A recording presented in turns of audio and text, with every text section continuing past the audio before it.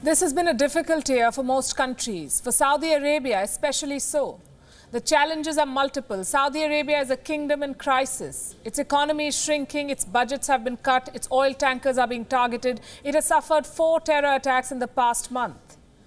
In the middle of this crisis, the Game of Thrones continues. Crown Prince Mohammed bin Salman is carrying out another royal purge. It is being called the mini Ritz, a smaller version of the major crackdown that took place in 2017 when scores of royals were detained in the Ritz-Carlton Hotel in Riyadh. Here's the thing. Saudi Arabia's churn is not unique. All oil economies have been forced into a hard reset this year. But given Saudi Arabia's stature in the region, its challenges appear more pronounced and have a bearing on others, which is why we are talking about them tonight. Driving this crisis is one commodity: oil.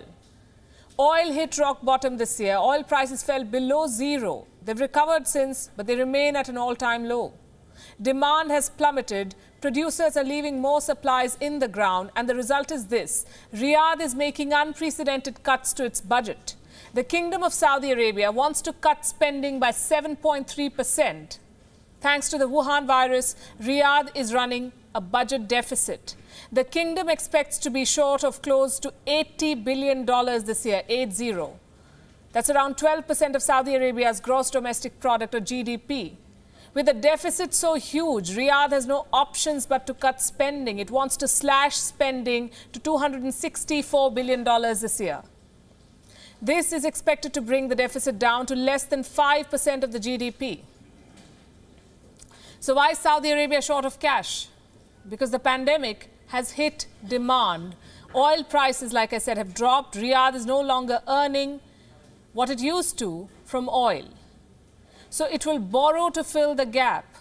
Saudi Arabia has not given a breakdown for oil and non-oil revenue in its budget. And this too is unprecedented. Saudi Arabia's oil infrastructure is under attack, literally and figuratively. The Wuhan virus has killed demand, and extremists are attacking Saudi oil tankers. This is the second time that an oil tanker was targeted in recent weeks. 2 days ago, a fuel transport ship was attacked. A boat laden with explosives rammed into it. It happened when the tanker was anchored at the port of Jeddah. This is an important port because of its unique location. It is right in the middle of the international shipping route between the west and the east. No one was hurt. Some oil may have leaked. Saudi Arabia is calling this a terrorist attack. This explosion is the latest in a series of attacks against the kingdom. Earlier, a mine exploded and damaged a ship off the coast of Saudi Arabia. Riyadh had blamed Yemen's Houthi rebels for this. Another attack targeted a cargo ship in Yemen's Far East. The list of woes does not end there. Saudi Arabia is suffering a setback on the diplomatic front too. Germany has extended its ban on arms sales to Riyadh for 1 more year. It was first imposed in 2018 after the death of journalist Jamal Khashoggi. And this couldn't have come at a worse time for Saudi Arabia, because France and Canada are also facing calls to revisit their arms deals with Riyadh. US President-elect Joe Biden is also facing similar demands. So the German ban sets a difficult precedent for Riyadh. And this is what it comes down to. Saudi Arabia is short of cash. Its oil supplies are under attack. Its arms deals are under threat. It's a challenging time for the kingdom. And it is at this time that Riyadh has chosen to carry out another royal purge, another anti-corruption crackdown that is underway.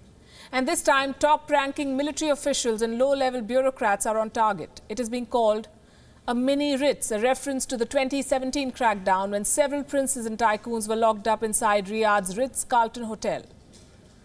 Reports say the latest crackdown has led to dozens of arrests in recent months. Hoards of cash have been found, and all of it will go to the state coffers, and Riyadh could use the extra cash as it works to devise more sustainable ways to support its economy.